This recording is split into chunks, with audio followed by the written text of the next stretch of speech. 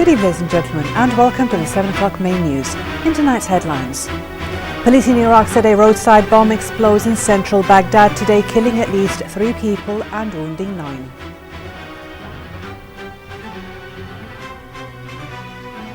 Israeli military forces extend their military operation in the West Bank for the 3rd day.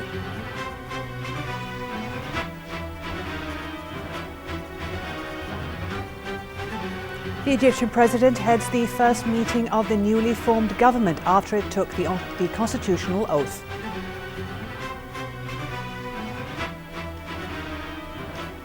And a 5th round of talks between Iran and world powers resumes in Vienna with the aim of finalizing an agreement over Iran's nuclear program.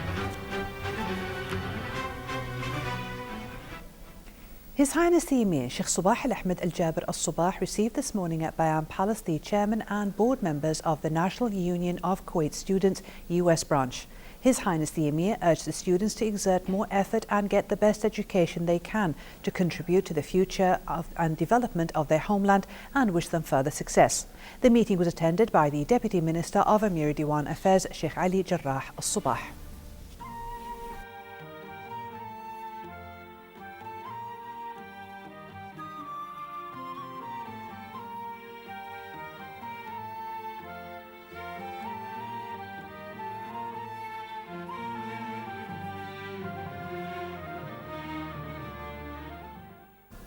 His Highness the Emir Sheikh Sabah Al-Ahmed Al-Jaber Al-Sabah sent a cable of congratulations to His Excellency the President of the Republic of Iceland, Olafur Ragnar Grimsson, on the occasion of his country's National Day.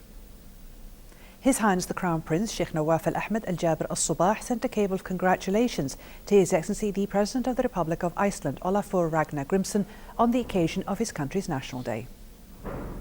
His Highness Sheikh Jaber Al-Mbarak Al-Hamad Al-Sabah, the Prime Minister, also sent a similar cable. His Highness the Crown Prince Sheikh Nawaf Al-Ahmed Al-Jaber Al-Sabah received this morning at Bayan Palace the newly appointed Ambassador of Togo to Kuwait, Mohammed Sa Urusama, on the occasion of assuming his new post. The meeting was attended by the Under-Secretary of His Highness the Crown Prince's Diwan for Media Affairs, Sheikh Mbarak Al-Hmoud Al-Salman Al-Sabah, and the Diwan's Under-Secretary for Protocol and Ceremonies Affairs, Sheikh Mbarak Sabah Al-Salim Al-Hmoud Al-Sabah.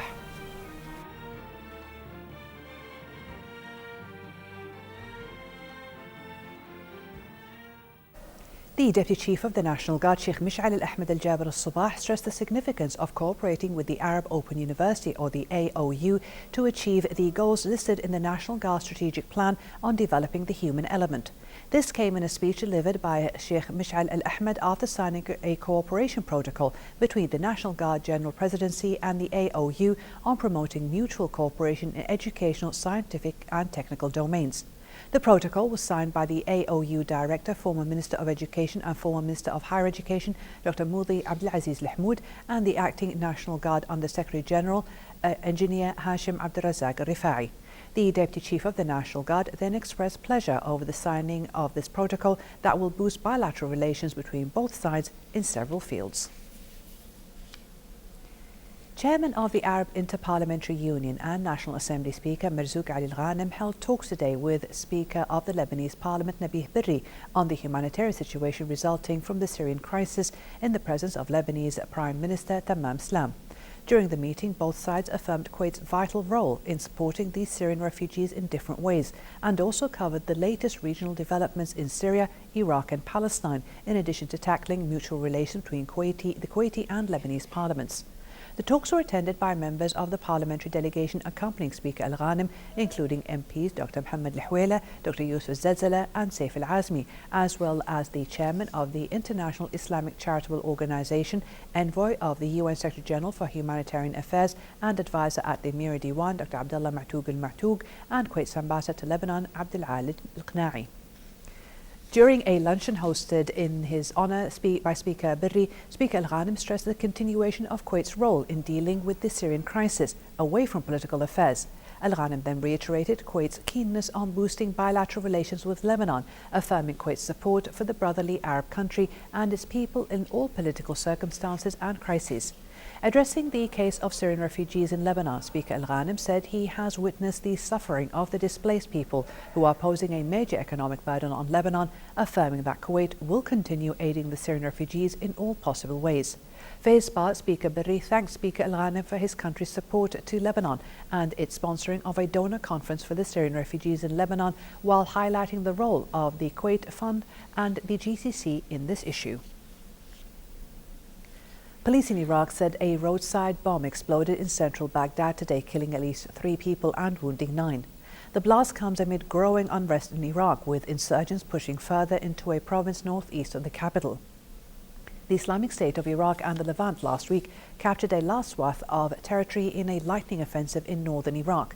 This comes as the insurgents pushed further into a province northeast of Baghdad as the central district of the capital stood empty. The Al-Qaeda-inspired group has vowed to march to Baghdad, Karbala and Najaf in the worst threat to Iraq's stability since US troops left in 2011. UN Secretary-General Ban Ki-moon warned today that sectarian violence could blow up to huge proportions as Iraq's instability deepens.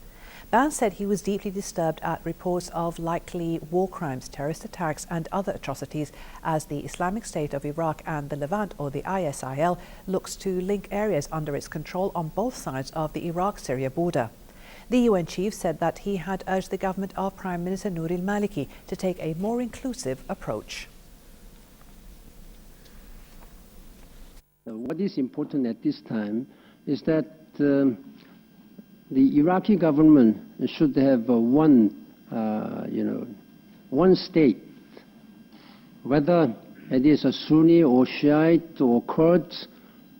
They should be able to harmoniously live together, respecting and upholding human rights and values of the United Nations. That's the basic essence.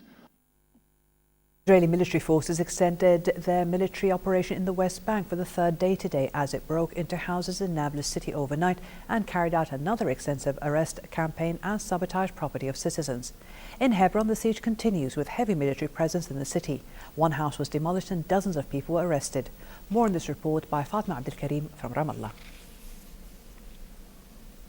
Israel renewed its overnight operations in the West Bank for the 3rd consecutive night in its military operation claimed to be for the search of the 3 missing settlers who have been missing since 5 days. Last night, the Israeli military's focus shifted to the city of Nablus, where Israeli forces carried out a limited land operation targeting houses in the Balata refugee camp. 4th or 5th soldiers raided our house, asking about my children, roamed around the house, then arrested my son and nephew. They also destroyed the house. They terrified us. Dozens of soldiers barged in with dogs. They asked me about my sons and asked me to confess over a store in my son's house.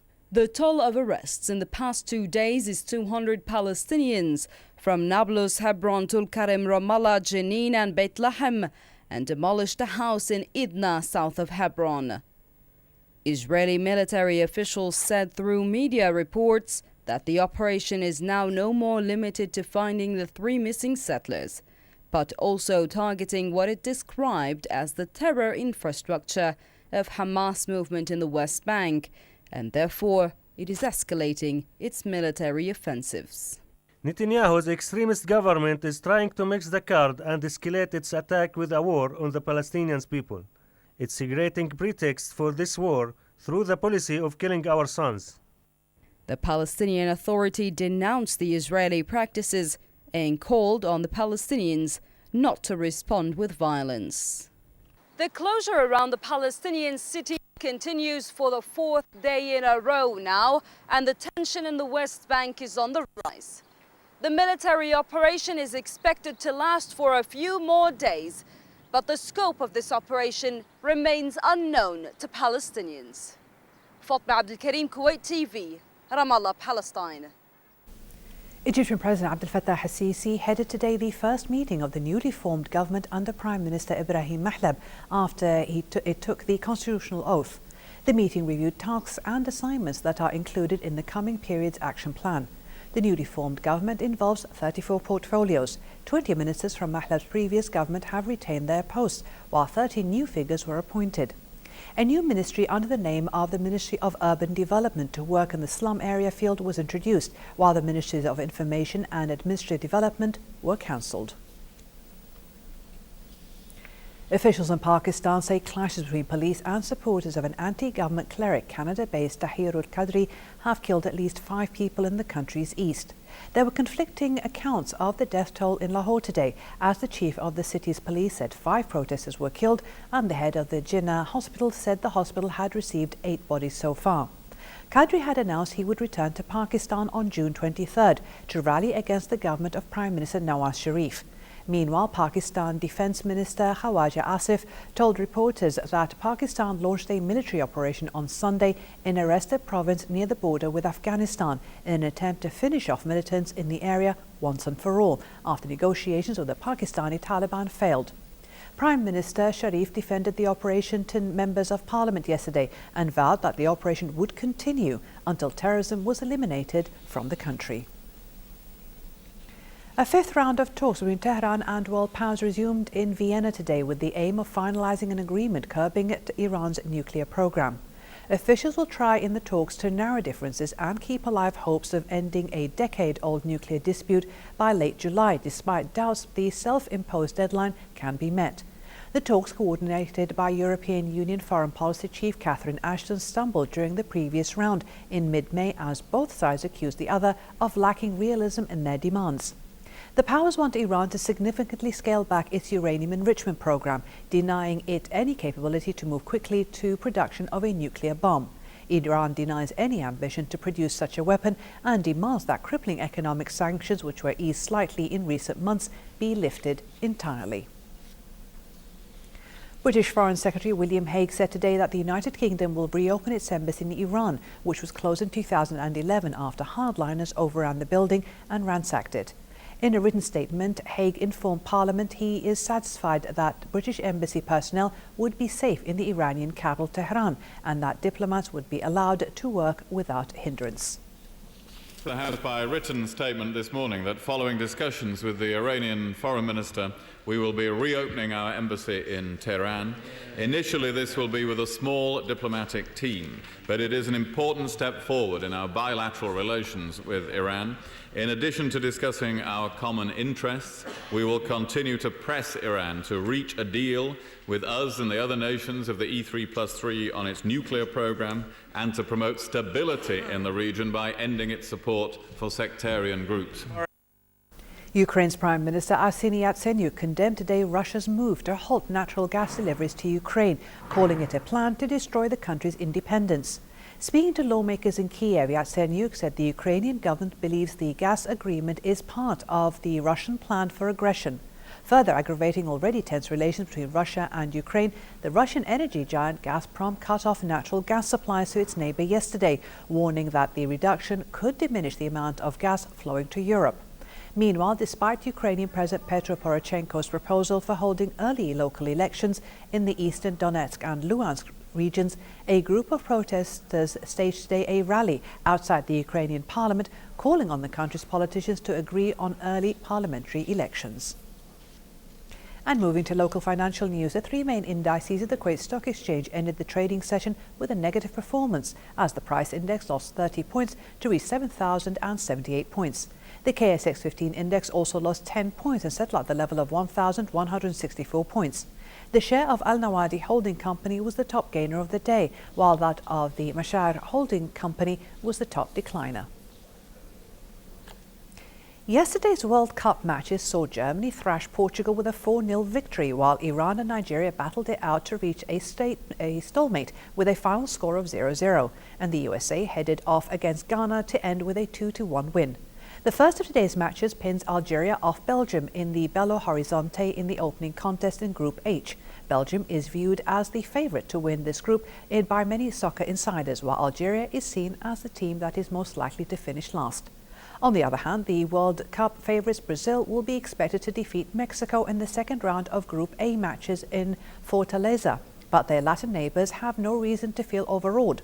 The Mexicans have won big matches against Brazil before, beating them 4-3 in the final of the Confederations Cup in 1999 and more recently in the Olympic final in London.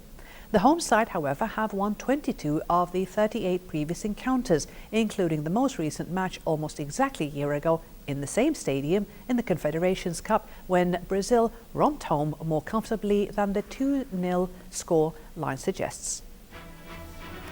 And for a chance to see our reports again, please visit our YouTube channel at MOI Kuwait News. And to recap tonight's news, here are the headlines once again. Police in Iraq said a roadside bomb explodes in central Baghdad today, killing at least 3 people and wounding 9.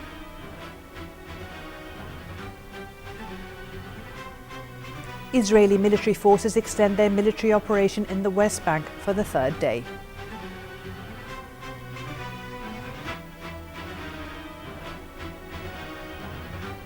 Egyptian president heads the first meeting of the newly formed government that it took after it took the constitutional oath. And a 5th round of talks between Iran and world powers resumes in Vienna with the aim of finalising an agreement over Iran's nuclear programme. Thank you for joining us.